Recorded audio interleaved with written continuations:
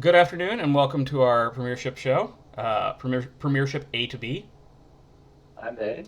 That's Andy Knable, my co-host, and my name is Brian McGill, and I'm the B.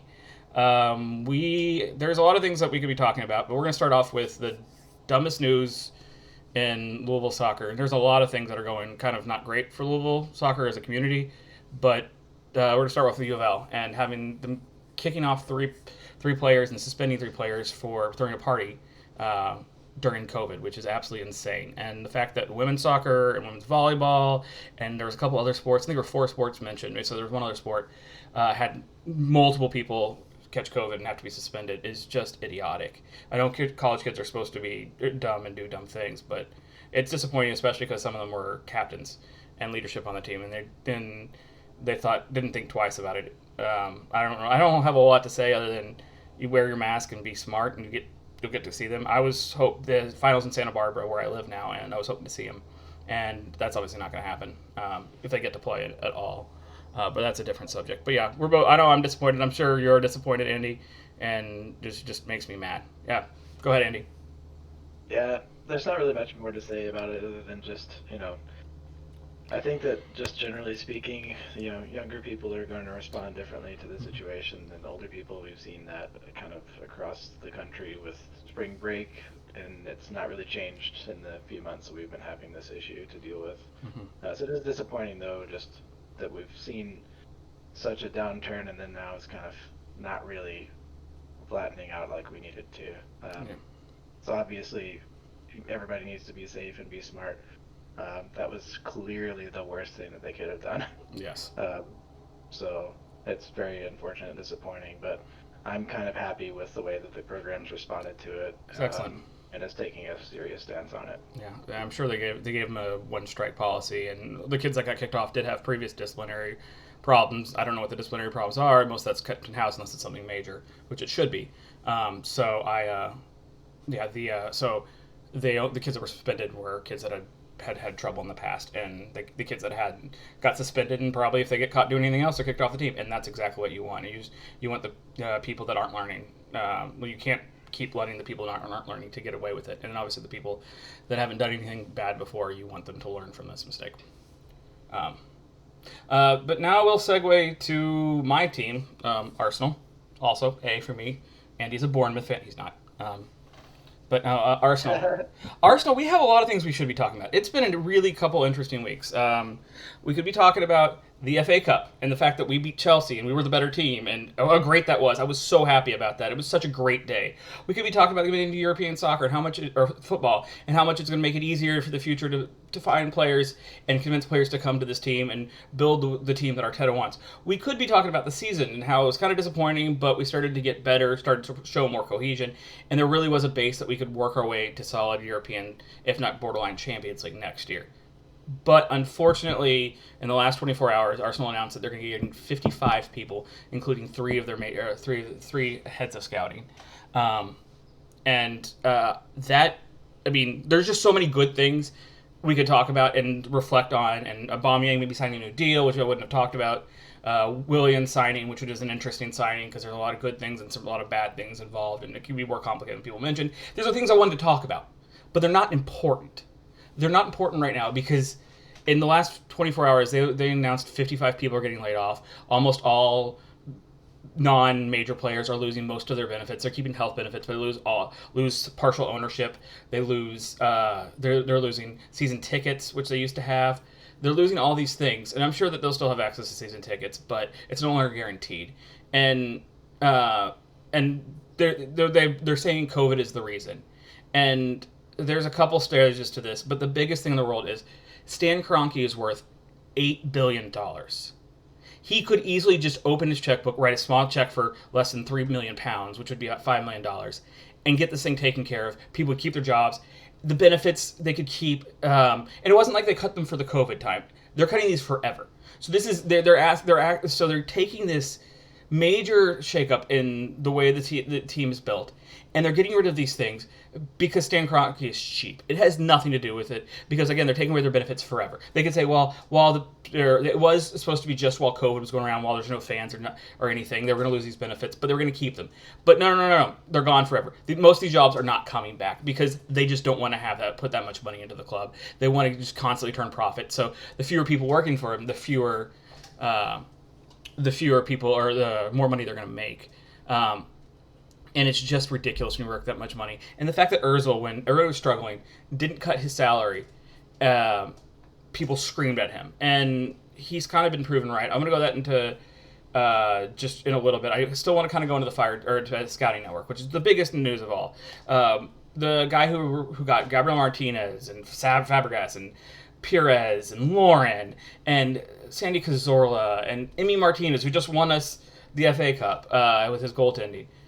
Like, all these fantastic players were all found by one specific scout, Cagaggio, and he no longer is Arsenal's head scout because they fired him.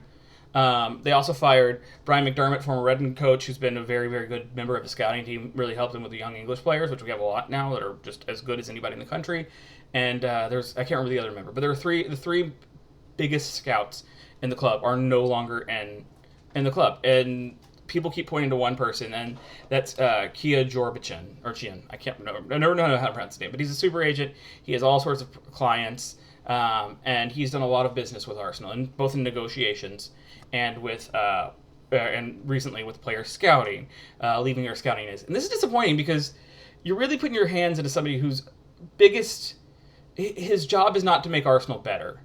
And I know the contact books from Edu people are going to bring up, but the people that rely on to get good players, their job is not to get good players. Their job is to make money. So what they're going to do is find us a couple really good players and then just swarm us with terrible players. And I know we're not the only club. United's gone through it before. Barcelona goes through it all the time. But it's really disappointing because we had one of the best scouting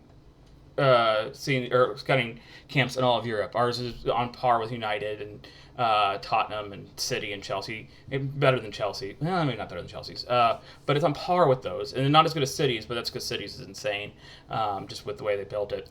But yeah, ours was on par with that, and we were finding better players most of the time than the people that have the same kind of scouting. And now we don't have that. We had a great scouting team that even was still benefiting us in the last couple of years. We fired Sven Milstedt, which is not a big deal, but we fired the position and never really replaced him with anybody of his same ilk that may be better. We got rid of Stats DNA, not a big deal. AC Milan's not improving it, and they're using Stats DNA. It's not the biggest deal in the world. Not to bring up AC Milan specifically, they just have Ivan Gazidis. And then finally, we're getting rid of one of our best guys at finding young talent in England.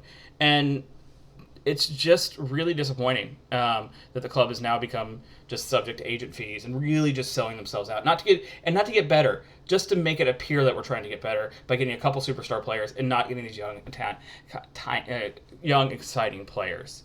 And I guess one of the things I'm going to go into is the improvement of the other teams that Stan Kroenke owns, the Rams until recently, and they kind of did what Arsenal's doing now.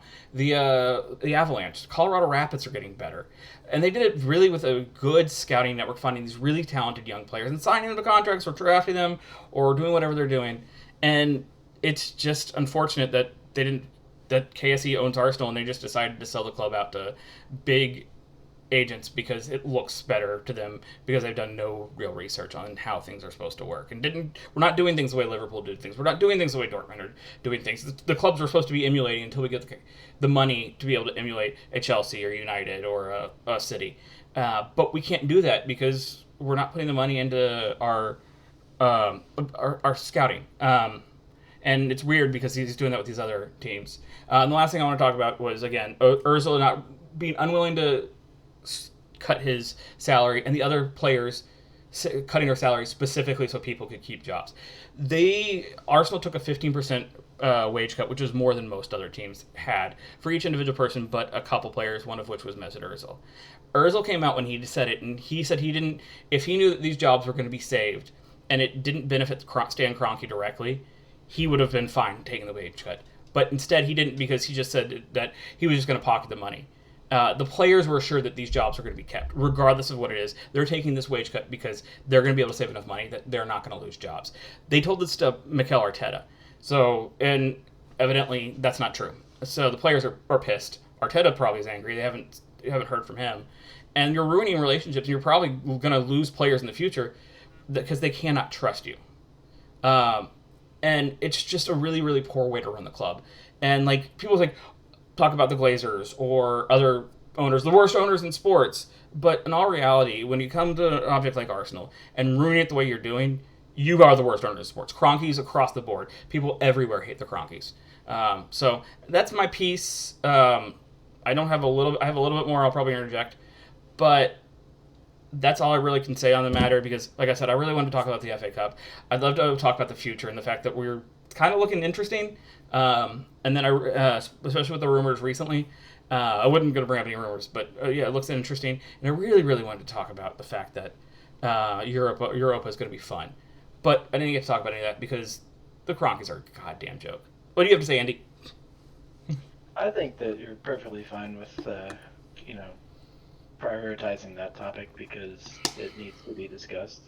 I don't think that there's enough that's discussed about the American sports owner in general, both from just exploiting talent, whether that's on the field or off it, and just generally speaking, hoarding all the resources and generally not paying too well or not providing a lot of benefits to the people who bring their money in. I think that's kind of across the board, even for good owners. Just the ownership style in American franchise sports that those owners, like the Cronkies and the Glazers, take into England is very clearly met with disdain and disapproval. But it's sort of perceived a lot of times in media as though it's just this thing of like, oh, well, they don't like Americans and they don't like the Americans who just want business, but they want business to be the priority and it's about passion for the football. That's not necessarily the big thing. This is the topic that needs to be discussed by people who really actually have a platform to do it and they don't. And that's, I don't know who I'm specifically calling out, but no one talks about this. And it's kind of embarrassing, honestly, from just a human perspective. You know who talked about it was Mesut Ozil. I hate to bring him back. I have. There's a whole thing with Ozil, but that was just he said a lot of things in the last couple years, and for the most part, he's been spot on in everything he says. I don't think he just comes out with these he's come out with some statements, and you're just like, whoa. But I don't think he just comes out with them. They're well thought out, well researched statements. Outside of a couple questionable political decisions he didn't know he was making, but again, I brought him up when this happened. He earlier in the year said, "I'm not giving up any money because our rich owner is not going to give up anything," and he again was spot on. So sorry. Yeah, I don't blame him a bit. I do feel for the people who did sacrifice money, obviously with good intentions, who were lied to. But that's just a crime. But I don't really necessarily disagree, regardless of how it happened. Even if those jobs were saved, and we weren't talking about any of this issue, I don't disagree with his stance on it. Just purely just not trusting the ownership to make the right decision, or for the money to be going to the right place. It's really kind of, it's been sort of shameful in a lot of clubs around England with the way that they handled furloughs and different things. I don't really know. I don't have a list in front of me of all the all the culprits and the bad choices, but there was a lot. But this one kind of takes the cake. It's especially this late in the game. You can't really put it on the pandemic anymore, and also just it's really awkward timing, I think, because this is like an unprecedented transition from season to season. There's obviously changes that need to happen at every club in the off season, but this is a really strange time to be making such an overhaul and extreme decision to change your entire setup when we have sort of a not really a short window, it's Yeah. actually a long window, but the situation right now is pretty crucial for stability and Yeah. for building, I Absolutely. think. And it just none of this makes sense from a playing perspective, a financial, but it does make sense from a financial perspective from one particular person, Yeah. not the club. Yes. And it doesn't make sense from a person perspective. No. It's just a baffling I choice. I do wonder if there was, because Arsenal's linked to like 4 different young players for him. I'm not saying like this is why or this is exactly why. I'm also saying, but I do wonder if he did put a, because he has so much influence. He put a, this is something he'd been wanting for a while and they were working towards, and he did put a, when it comes to the scouts that were fired, he did put a whatchamacallit, saying they need to go before I'm going to give you this player.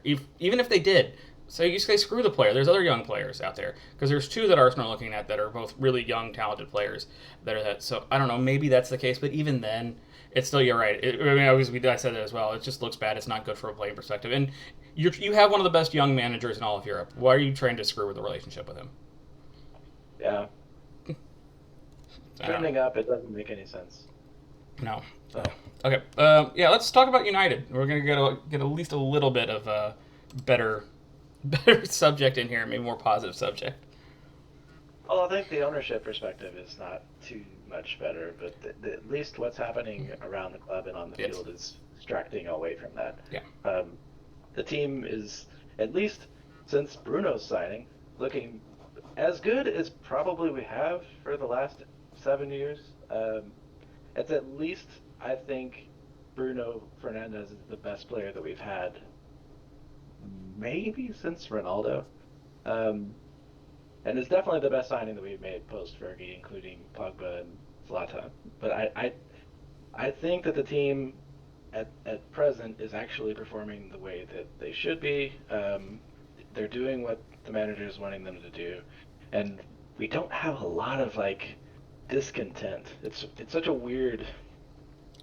I'm kind of used to, for the last few years, used to having at least 1 or 2 players who's really at odds with the manager. There's one, maybe 2, um, in the current team, but it's really quiet and backseat stuff. Um, and realistically speaking, it's not an important player. So there's really nothing right now that I'm super unhappy with the team. God, we just came off of kind of limping home to third place, Mm-hmm. which was funny and weird, but I'm really satisfied with it. Um, Everybody is reasonably healthy after some serious injuries. We had 3 players that combined to score more goals than any trio in all of Europe for for the course of the season, and that was including, I think, Rashford, and I forget what their exact numbers were, but Rashford and Martial missed a total of 22 combined Premier League games, which is absurd that they've managed to still put the Yeah. team where they've taken them. And I guess it probably also speaks to the impact that Bruno had creating for them. Um, but going into the off season, where this is for the first time, I feel relatively comfortable with where the squad is, and if we only sign 1, 2 players, I feel confident that we can at least be where we are, Yeah. even if it's too early to necessarily contend for a title. Yeah. It's at least for now, for the first time, actually looking like it's sustainable Yeah. and trending the way that it needs to. Um, I think that Ollie's done a pretty good job with Mm-hmm. character and with tactics. He still makes some mistakes that I just don't, that baffle me, but he does some crazy stuff that seems to work, and I don't know how, but the magic is working right now. So it's hard to really be anything other than happy and excited. I watched a terrible game in the Europa League yesterday. I know both of us have hot and cold opinions on the Europa League, but for now, there's 3 games left that we could play. If we win all 3, then there's a trophy. Yeah. I Uh, mean, I like the Europa League as a competition. There's no reason not to have the Europa League. It's a fun competition to be in, but yeah, it's not like your ultimate goal is obviously to win the Champions League, not to be in the Champions League, but win the Champions League. But you can't win the Champions League unless you're in it, obviously.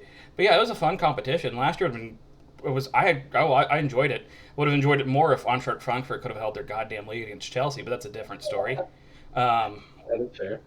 but no, Well, we won it a couple of years ago with Jose, and that was an extremely fun experience. yeah. There was a lot more on the line because we weren't in the top four at the time, and it was really like our lives were on the line. We weren't either. I win it, but it's a little bit more laid back this time, and so it's not.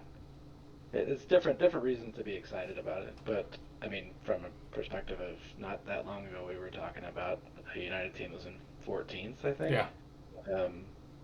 If we finish third and have a chance to lift something, that's okay. Like, we could be going in the right direction at the very least. Well, yeah, and I don't know. Your all's team is lovely. I'm gonna try not to talk too much about your team, just because you obviously know more. But I mean, in your all's biggest weakness, well, one of your two or the biggest weaknesses was your strength for a long time, and that'd be David De Gea, and you're improving him by taking back the second or third best keeper in the Premiership this last season.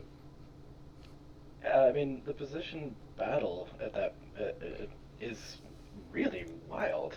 I don't know if you have three goalkeepers at a club that are at that level. Maybe Arsenal. I'm not. Yeah, well, I'm not trying to hate on your all's keepers. It's just Emi Martinez is maybe, since he came in, he's been the best keeper in the Premiership, and before that, Bernd Leno was arguably the best keeper in the Premiership statistically. And they did it. They did the statistics. Emi was one. Your all's keeper, not David De Gea, the new guy, I can't remember his name, was two. Bernd Leno was three. So, if Arsenal find a third keeper as good as your all-third keeper, then yeah, and we got a kid that was on loan this year that's really freaking good. Not Matt Macy. Yeah. He's probably out of the club in a couple years. Would be either a backup for a lower league Premier team or a high-level championship team starter. But yeah, no, I mean, and I will go back. Before the season started, I said Emi Martinez was the best backup in the Premiership, and obviously I was right. Yeah, I would agree with that. I think if Henderson had stayed at United, I would have debated you. It was obvious he was going to go back on loan before the season before it ended. I don't think that there would be any question about him going back on loan this season either, unless there was the question marks over Dave. I mean, he's still at a high level. He's still one of the best in the league statistically, even including his save percentage was not top 10 His save percentage, I don't think, was top 10 this year. It was, I think, 12th. I can go back and look up. I forget the exact number. It wasn't, but that was including all the. It was including like not Arsenal as a team versus United as a team. That was Emi Martinez, Bernd Leno, whoever Aston Villa's keeper was who didn't finish the year. So it was all of them, and Dave was surprisingly lower on the list than I thought he would, because I thought he would had a good year. Oh, Hugo Lloris was number 2. Lloris had a fantastic year. No one would argue that. But yeah, Alisson was ahead of him. I think Caballero may have been ahead of him, but I don't remember. So according to NBC, save percentage was Lloris, Dean Henderson, Bernd Leno, David De Gea. Oh really? I thought it was higher. Okay. Well, I guess Emi didn't count. Emi didn't qualify for that, I guess, because they didn't put him for games number played. Because he was number 1. He was it was like a .98 or something like that. I can't remember the exact number, but he had a very high percentage.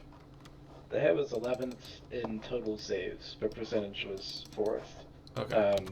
But he also saw 155 shots. Oh, yeah. So, I mean, well, either way. So, there's an argument to be made with whether Henderson should take the position or not. Yeah. I don't know. I think it's a good enough argument that you bring him in. You say, hey, this is up for grabs. Yeah. Even De Gea, I think, would acknowledge that he's got to fight for his place now. He's getting older too. He is. I think he's got a contract till 2023, and he's our highest paid player. So obviously he is not going to not for long sitting the bench. I think that it's going to be a healthy competition, and it will be, if not equal, it probably is going to be more games for Dave. But it's not unforeseeable to see 8 or 12 games be given to Henderson in the league, and that is unheard of over De Gea's career. I do wonder if with the pandemic wasn't happening, if this would have been David De Gea's last year, regardless, because people don't have 50 million to spend on a keeper right now, but somebody would have Yeah, 50 to spend on a keeper at that point. And there's a lot of players that you all want that you all still need to get to improve your squad to the level of City and Liverpool specifically. Um, I honestly just don't think that Dave's going anywhere, okay. and primarily because of the money, Yeah. and not because of no team being interested or anything in the transfer market. It'll be because if I was him, I wouldn't walk away from his salary. Yeah. We offered him a huge contract. His guaranteed contract is more than the guaranteed contract that Alexis Sanchez was on, Yeah. and realistically speaking, we had to give him that at the time. He Yeah. was still one of the top 5 keepers in the world. He was still carrying our team. And it's just a year later now, where we're kind of sitting here like, okay, what did we just Yeah. commit to? But I think we're in a position where if he ends up sort of splitting time and phasing out over the course of the next 3 years, Yeah. and Henderson's kind of coming in to take it over long term, maybe it's the perfect situation of like starting quarterback aging, backup quarterback plays Yeah. significant minutes kind of thing.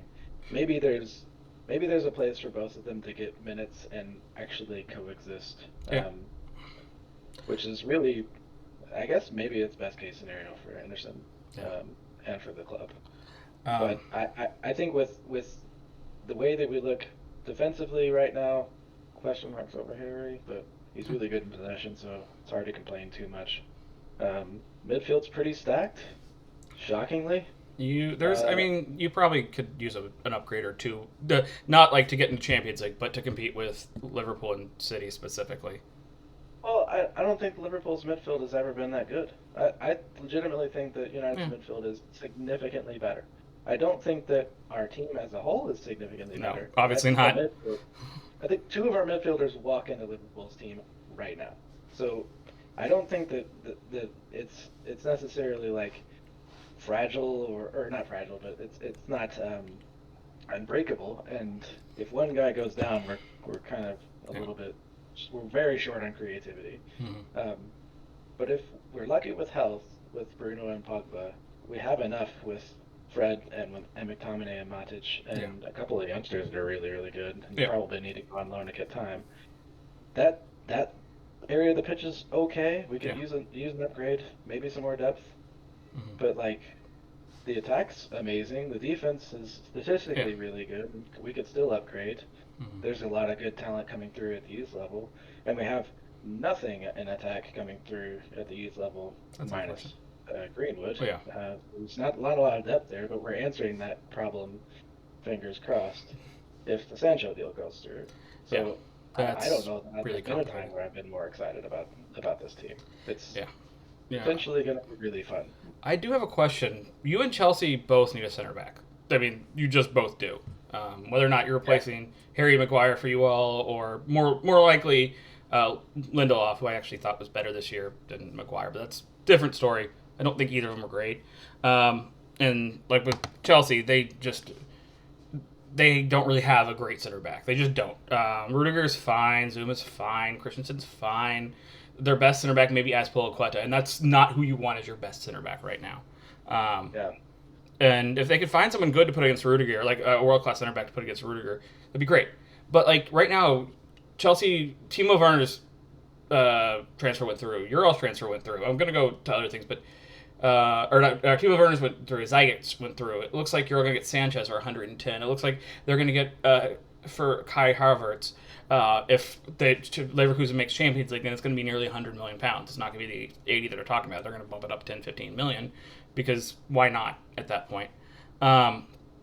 And like it's really interesting that your all's big transfer is going to be a winger, a scoring creative winner, which is great. And Chelsea are putting a ton of work into their attack, but they had one of the better attacks in the Premiership before this. I'm shocked that no one's spending money on Kubali or Upamecano. Chelsea's looking at Declan Rice. It just, That's a questionable one. yeah. Well, I, it's just like Ake would have made sense for Chelsea. And I'm surprised they didn't go for Ake. Ake's a good signing for United or City. gives them depth, and if they really want to get somebody else, they can spend the money, and Ake can be a good backup. But if not, he can work as a starter. He can work as a starter for now until their young guy, I can't remember his name, from the Barcelona Academy, looks fantastic, gets good enough to overtake him. Yeah. Yeah. But it's just it's weird that you aren't spending big money on center back. It's weird they're spending big money on center back. Fullbacks, haven't heard United in for Dest, which I know they don't really need a left back, but maybe take whoever on the left back is and put him as Dest, because Dest is probably going to be better at this point. It's just weird that the defense, both you all and Chelsea have questionable spots on defense. I know you all have great right back, but questions on the rest of your all's. Are your left back and your two center backs. And with Chelsea, it's essentially the whole back line is an issue at this point. It's just weird that there isn't a whole lot of shouting for them. They might get an expensive fullback, but inexpensive center backs, and you all as well. You're all not spending a whole lot on your left back, and you need a better left back. You need at least one improvement on center back, and all the money right now is going towards your all's attacking. Sorry. I think the reason for that is that we had to force Mason Greenwood into a lot of situations that we didn't really want to play him too heavily in. And I think he's really a striker, so playing him out wide all the time isn't necessarily what we want either. Outside of the front, outside of the first choice team, we had zero creativity, we had zero goal scoring, we just have basically zero talent. So bumping some of those players further down the pecking order, making the bench Greenwood, Igalo, Mata, Pereira, and Lingard, and Daniel James, I guess, is not the worst. But having the rotation to where the first guy off the bench isn't Daniel James is a huge deal. But I honestly think it's hard to argue. I mean, I've had questions over Luke Shaw, although this is probably his best season. I've had questions over Harry Maguire, but he's third in the league in completed passes. I had questions over Victor Lindelof, who's made some weird mistakes. And there's been times where I'm watching Maguire and Lindelof look like traffic cones. And then there's other times where they've looked pretty good, and you still can't. They gave up 36 goals this year, which was third best. It's hard to argue stats with Dave having his worst season in the shirt. Yeah. So I don't know. I wanted Ake. I thought that would have been a good signing. I would still like to upgrade on Luke Shaw, but I don't think that we can sell Shaw, and we definitely can't afford to have Shaw be the backup and stunt Brandon Williams' growth. Yeah. So I think we're running with Shaw for a little bit, and we have plenty of depth at both fullback positions in the youth setup and in the sort of fringe players. So I'm not concerned about fullback at all. If we could ever get Eric Bailly to be healthy, I really wouldn't be too concerned about depth at center back either. It's just like getting that one extra player who's at an elite level. Yeah. And the problem I think that United has right now, besides the fact that Ed Woodward can't do two deals at once, he hasn't signed two players at the same time in years. Yeah. And when he did, it didn't go well. But I think that there's a strong possibility after the Sancho deal is finalized, again, knock wood, if it's finalized. Yeah, hopefully. that's a complicated deal. Yeah. After that's done, then I think center back is the next position, and it might just be that. But it's who's available. Yeah. Koulibaly is definitely the best one, but is he going to be worth the money that it's going to take when he's basically 30? Yeah. He might even already be 30, but he's late 20s or early 30s right now. So paying a huge chunk of money, signing a long-term contract, and committing to that player right now may not be the best decision. And then who else is available? I think Umtiti may be the best option. For free. Or Sarr. Umtiti or Sarr. Yeah, but Umtiti's got his injury worries. Well, you missed it. Just re-signed for RB Leipzig, so that one's off the table. Gabriel looks like he's going to Arsenal. Yeah, I mean, I guess you all were going after Gabriel, but that's really the only name I've heard you all consistently with is Gabriel. And again, I guess very convinced that that's nonsense. Very convinced. Gabriel? He was one of the better center backs in Ligue 1, according to people that thought. Very good. but I don't think that there's any interest or link whatsoever. It's very similar to the stories for Yerry Mina and every other team that, or every other player that comes to the sort of mid-table or next few teams below the top six. I do think you all are interested in Willian. I just would makes no sense for anybody in the top 8 not to be interested in Willian.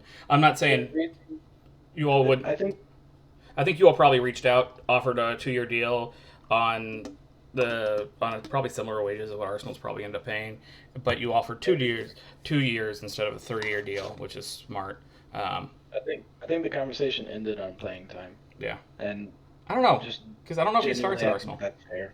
I think that's fair for everybody. I don't think he starts at Arsenal. I think he was looking for a 3-year deal, and when you all didn't offer him playing time, well, I don't even think. I think he was looking for a 3-year deal. You called up and offered a 2-year deal, or like, when you come to Manchester United, we're willing to offer you a 2-year deal terms. You usually throw out 8 years in terms before they even start the negotiation of what. And he basically said, if you're not offering me a 3-year deal, I'm not really interested in talking to you, and hung up the phone because he wanted to stay at Chelsea and stay in London specifically.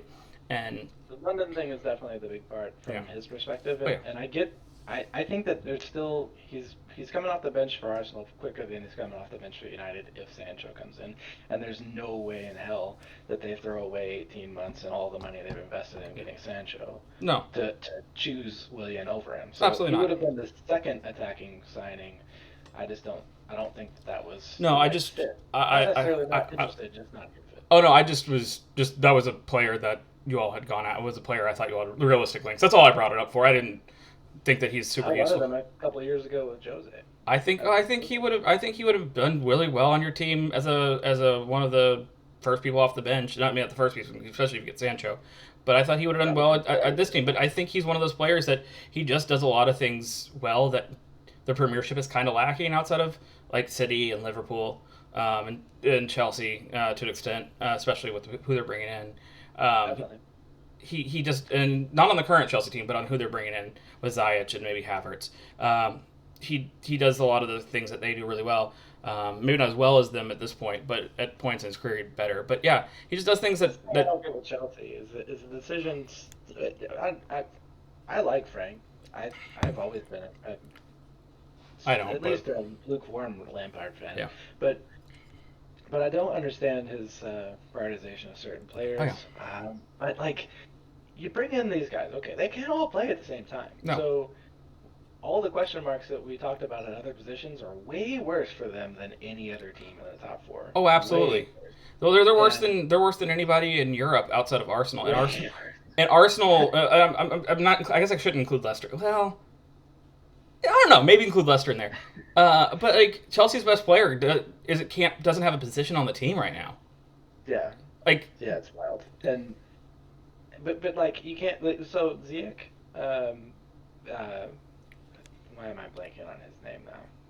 which one? Timo Werner and Kai Havertz. If you sign all 3 of those, Yeah. he's not gonna play Pulisic over Mason Mount.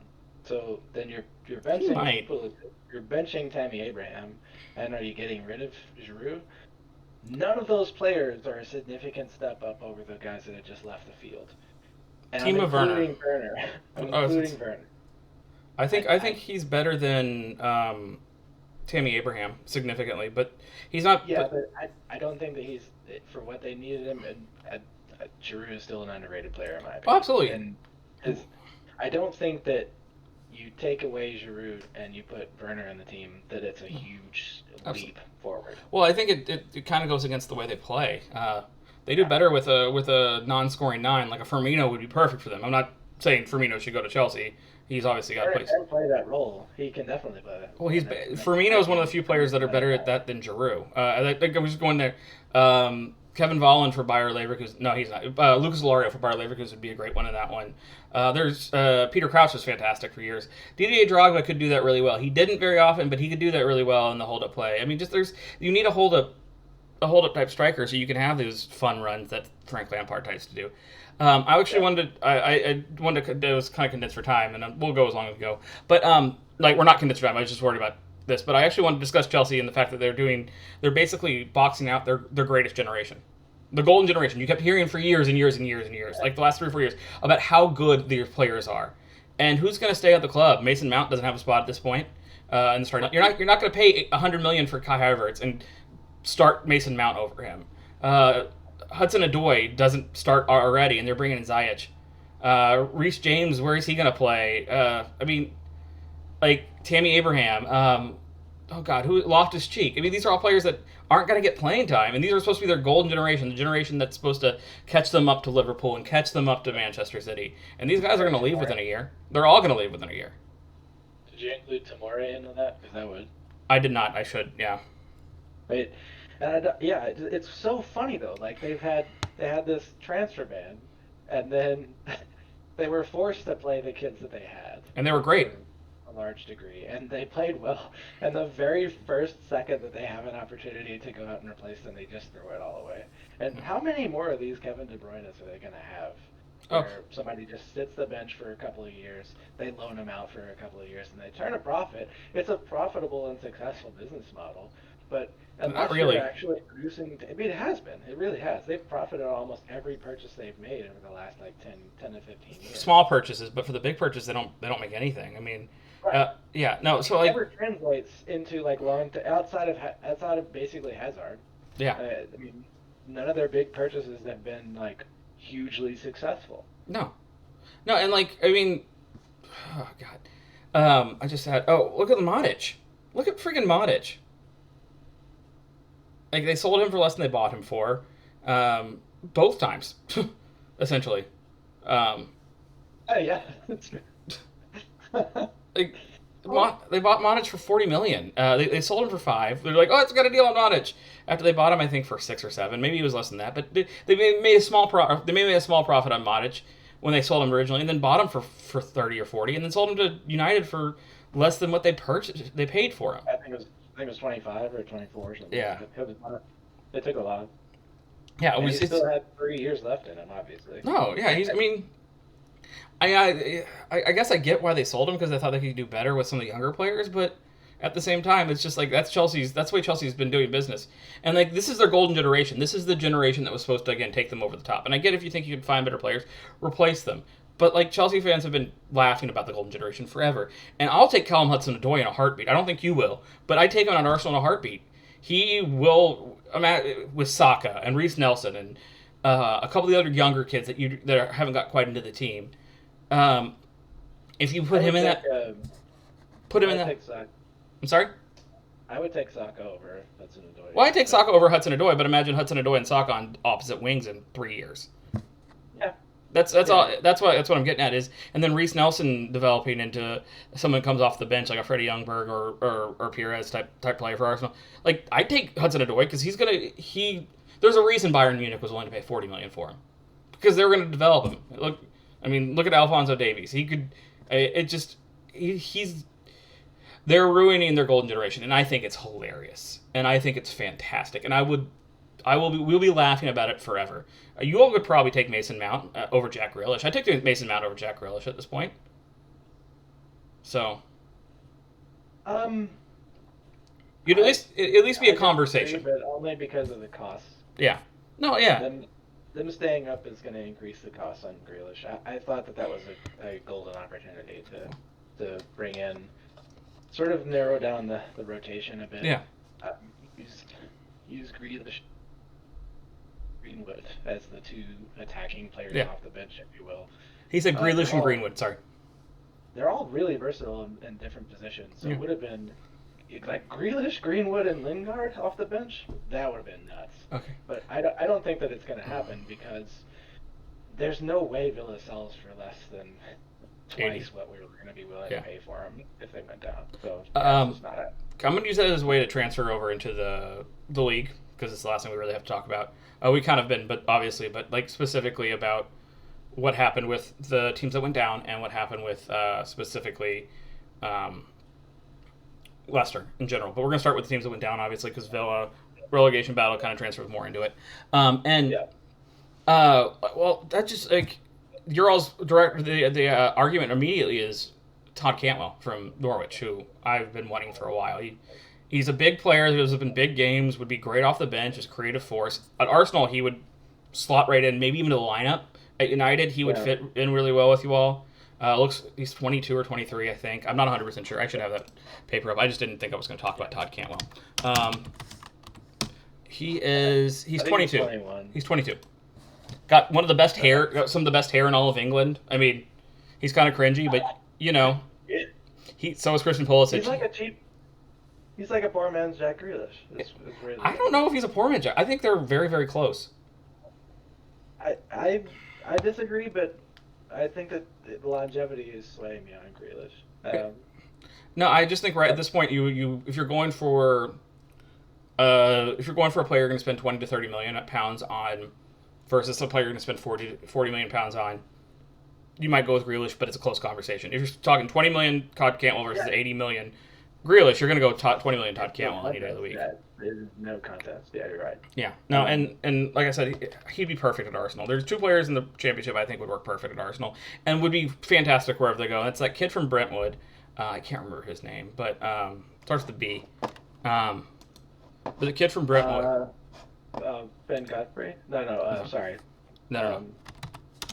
What is his name? Brentford, Arsenal. Benrahma. Benrahma. Yeah.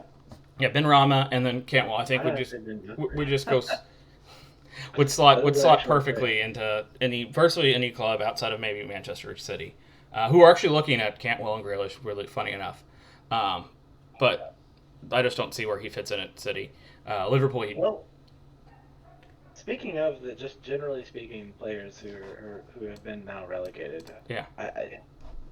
Where do you think that anybody comes in for Deulofeu? No. He's still young. Yeah, but he has been such a disappointment everywhere he goes. I think there'll people come in for him, but I think it'll be MLS people trying to get a cheap DP that they can use as a marketing tool. I guess he probably doesn't. He doesn't make anybody's list over Fraser. I just don't think he makes anybody's list. It maybe like lower level, especially if they're going to use it with the way things are going with money. Maybe as an advertising tool, but he's showed so much ability when he first came. Obviously, I mean he came and went to Barcelona twice, but I just see a Newcastle. Maybe, but definitely not a top 6 club. And I'm not top 6 club in size, not non-production. That's a different story. Yeah. But yeah, definitely not a top 6 club, and not Leicester. Maybe if James Maddison left, probably not. They would probably go after Todd Cantwell in a heartbeat. But they, or maybe they'll go with James Monroe. But that's a different. Yeah, maybe. That's a different joke. I don't think it was. Actually, it's Which of the 3 teams is the most disappointing on the season to you? Oh, that's actually, really, do any of the 3 teams that got relegated take your number 1 team as? Oh, Watford. Watford went from nearly making Europe to relegated in one season. Yeah, I kind of that was going to be my vote.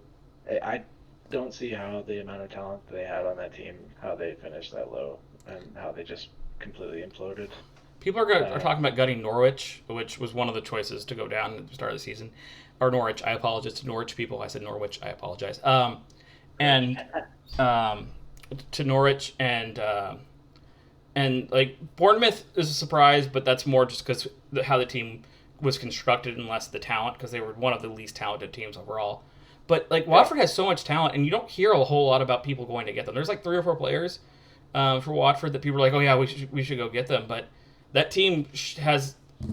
If I was a lower level team, I would just take as many players from Watford as possible. That's not entirely true, but if I needed a replacement, I'd look at Watford before I look anywhere else in the championship. I mean, are you looking at Deeney? Well, not Deeney, but I mean, yeah. I mean, I would say Sarr's probably a fair shout. Mm-hmm. Yep. Depends on who it is, but Pereira. I'm still waiting on Lily Hughes to make the breakthrough. Yeah. But there's a decent chunk. Well, Decore. I don't understand how Decore and Capu have been that terrible as a midfield. I think it's Deku or Capu. Deku. I apologize. I think it's Deku. Both of them. No, I think it's Capu. He was awful. Maybe he's just trending so far down so quickly that he's bringing everybody else down. Yeah, no, But he's been pretty. Adam Messina will probably be in the Premiership next year. He was really good last year at times. At times he wasn't, but yeah, he was really good. Sorry, I have the list up right now. I'm going through it. Ben Foster won't be a championship level keeper, even though he wasn't yeah, great last year. yeah. Well, he's never been great, but he's just not that good. I mean, he's really kind of he found his level for a few years, sort of lower end Premier Yeah, League, high end Championship. He's really never achieved what was expected of him in an international or club career. you know where he's had great games? But against Arsenal. No, against United. I mean, he's had great games against Arsenal too. He's had some freaking blinders against United, or not blinders. He's had some freaking class showings against United. Yeah, well, every ex-United player does. Well, that's same with Arsenal, and That's right. actually every ex-United player has a good game against Arsenal. Foster at times has been. Except for Tom Cleverley. He did score the winner against Arsenal one time when I was traveling to Kentucky, and he scored the winner. It was bad day. I was like an Arsenal kid up. I got on the plane, drove down from Santa Barbara to Los Angeles. Took forever. We watched the first half. Arsenal was winning. I walk into the airport and Tom Cleverley scoring the winner. It was the worst experience. Yeah, I've got Um, some funny experiences. Like, I don't want to bring up the particular game or the score, but there was a team at one point in time a few years ago yeah. that Danny Welbeck was up front, and the midfield pair was Tom Cleverley and Anderson. And oh, like the high hopes for that trio. It's it's really funny looking back on it now, and those guys are not old. Ando's like my age. Yeah. Uh, Cleverly is 29, I think. Yeah. Danny's about that age, and it's just both of them are now best buds in the championship with Yeah. Watford. They're going to be the championship. I forgot Chaloba. Nathaniel Yeah, Chaloba was on their team. That's a guy he's not making it back up, but that's a guy there was so much hope for yeah. and just never Was he with developed. Tottenham? I'm sorry? Was he No, with Chelsea. He Tottenham? was a Chelsea youth player. He was one of the Chelsea, Chelsea youth right, right, players. right. And he had a couple games where he was fantastic. Um, Yeah. the one player I hope gets transferred, the White Walker, Will Hughes. Yeah. He's I, not I, I, he's not going to, but yeah. I would be. I don't know. I don't know how I would feel if my team picked him up. he's a good Because player, but he's he's not. useful. He's very useful, but I don't know that he necessarily improves anyone. No, Um, no. I don't. Well, he's not one of the players that are listed going up. He might get somebody might take him, but it's not going to be a top four, maybe. a top six, or even top 10, top half of the league. It's to be somebody who's fighting for to stay up instead of being relegated. But he looks like the most pale man in the Premiership, which is saying something. It is. It is funny. Yeah. No. Yeah. So yeah, Watford's probably most disappointing. Bournemouth again was a surprise. There's like 3 or 4 players for Bournemouth, and I'm shocked because their team just wasn't that good for the last couple of years. I mean, they had some great performances, but as a just talent level, it's just not quite on the same level as Yeah, not there. any of the Premiership. And they've maintained it for a while. I can't remember what year they came up. I'll look it up, but they Yeah, I mean, they really just. I don't know what happened with them. They no just sort of fell off, and then I. It's spectacularly bad fashion. I just don't know 2015. how Sorry.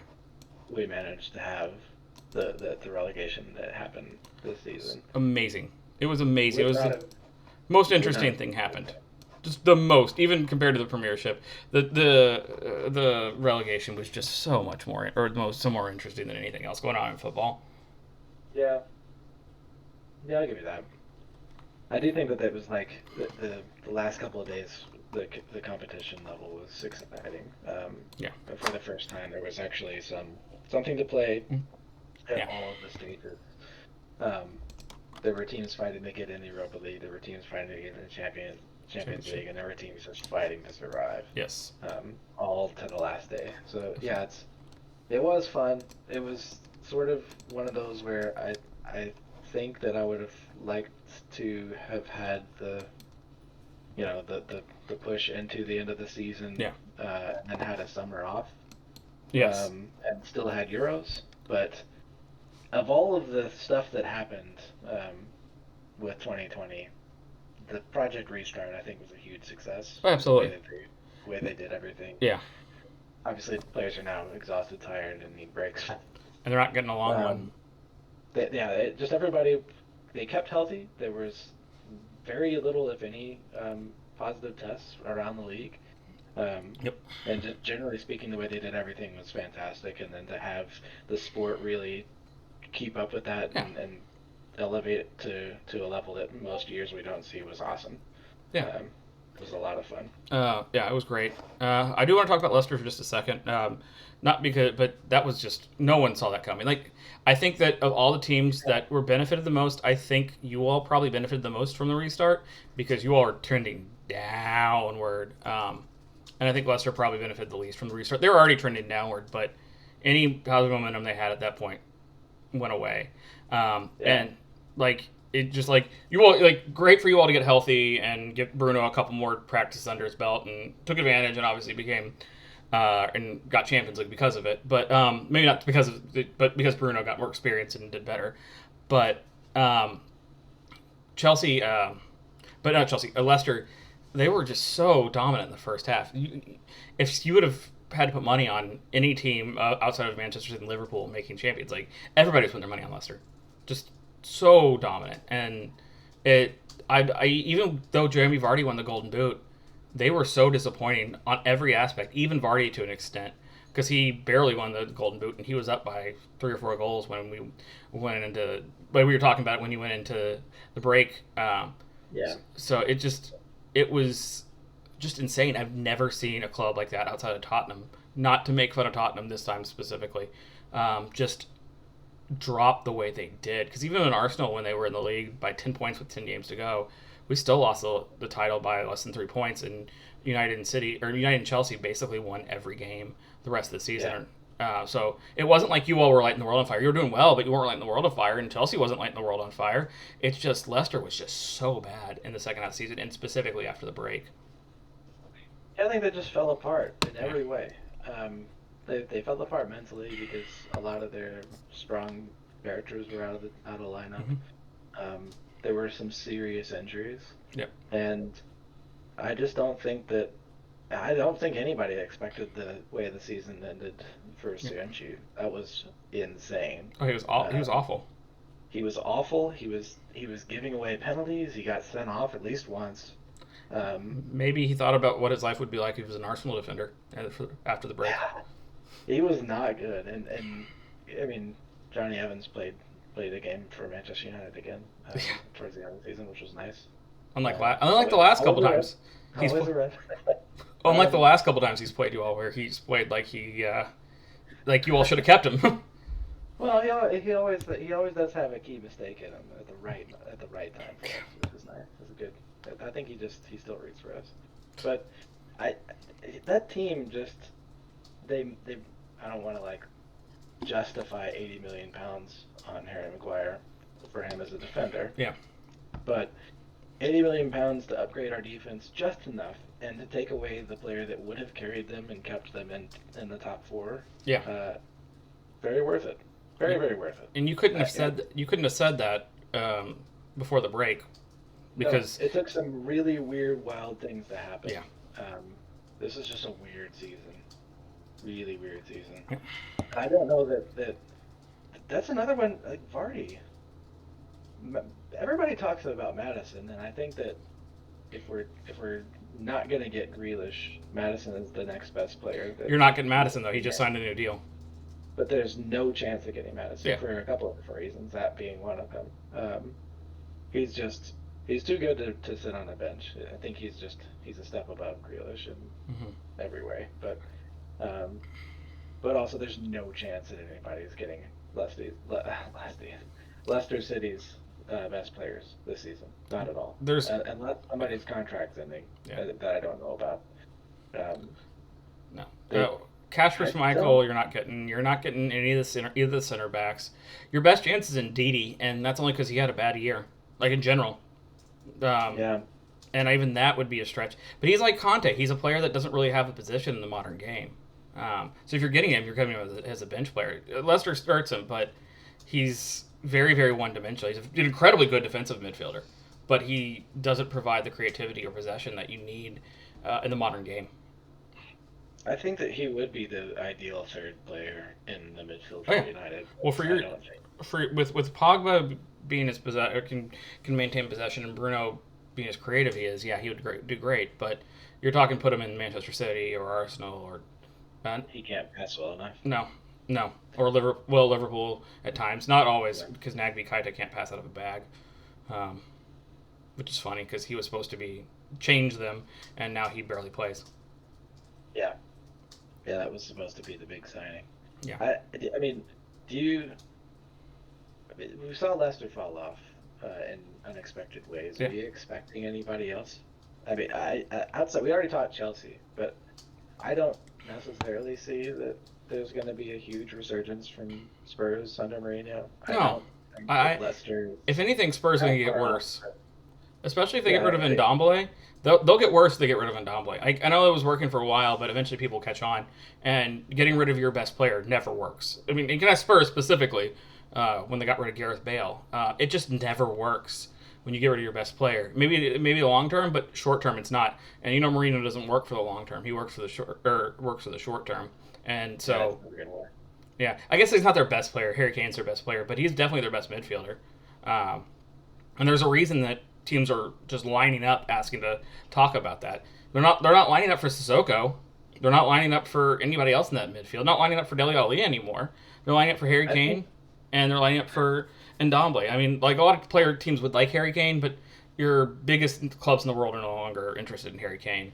Or not Harry Kane. Sorry, Dele Alli. I've been drinking a little bit. But Dele Alli. But yeah, no. So it's just like I could see Tottenham having to fall just because Jose Mourinho, instead of the 3-year issue, it's the 2-year or year and a half issue.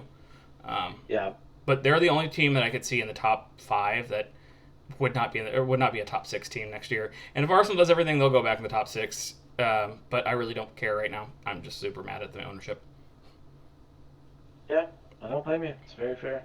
So, I think there's only one more thing I want to discuss, and that's what you're drinking.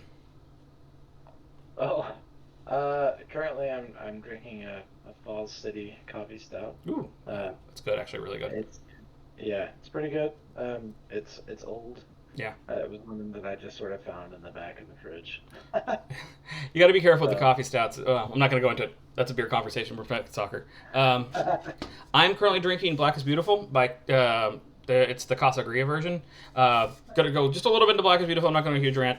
Black is Beautiful is a movement started by Black-owned brewery and from San Antonio. I think I can't remember what the name of the brewery is, but they released a recipe for anybody that wanted to brew it. So home brewers, different breweries for free. So you take this recipe and you make it, and their only requirement is you give a portion of your proceeds to a charity that supports Black Lives Matter and those kind of different causes that are fighting for racial justice. And I don't know, it's just the beer is fantastic. I think this is Casa Gria. Yes, Casa Gria.